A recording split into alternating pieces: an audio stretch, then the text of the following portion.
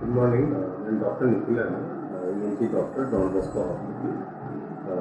ഈ ആഴ്ച അലർജിയുടെ പ്രശ്നങ്ങളിനെ പറ്റിയിട്ടാണ് പറയുന്നത്. അപ്പോൾ ഇ എൻ ടിയിൽ വരുന്ന അലർജിയുടെ കോമൺ ആയിട്ടുള്ള സിംറ്റംസ് മൂക്കടപ്പ്, ജലദോഷം, തുമ്മൽ, ചൊറിച്ചിൽ. ഓക്കെ, അപ്പോൾ ഇതിൻ്റെ എല്ലാം ട്രീറ്റ്മെൻറ്റ് നമ്മൾ അലർജിയുടെ മെഡിസിൻസ് വെച്ചിട്ട് കൺട്രോൾ ചെയ്യാം. അപ്പോൾ അത് ഡയഗ്നോസ് ചെയ്യാൻ main doctors E N T doctor അല്ലെങ്കിൽ ജനറൽ ഫിസിഷ്യൻസ് ആണ്. അപ്പോൾ അത് വരുന്നതിൻ്റെ റീസൺ പുറമേക്ക് തണുപ്പും പൊടിയടിക്കുന്ന കൂടുതൽ അലർജി ഉണ്ടാക്കുന്ന ഐറ്റംസ് ആ ഏരിയയിലേക്ക് എത്തും. അതുകൊണ്ടാണ് ഈ പ്രശ്നങ്ങൾ കാണുന്നത്. അപ്പോൾ അത് എവിടെയാണ്, എത്ര കൂടുതലാണെന്ന് കാണാൻ വേണ്ടിയിട്ട് പല ടെസ്റ്റുകളുണ്ട്. ഇ എൻ ടി വഴിയാണെങ്കിൽ മൂക്കിൽ നോക്കുന്ന ടെസ്റ്റുകളുണ്ട്.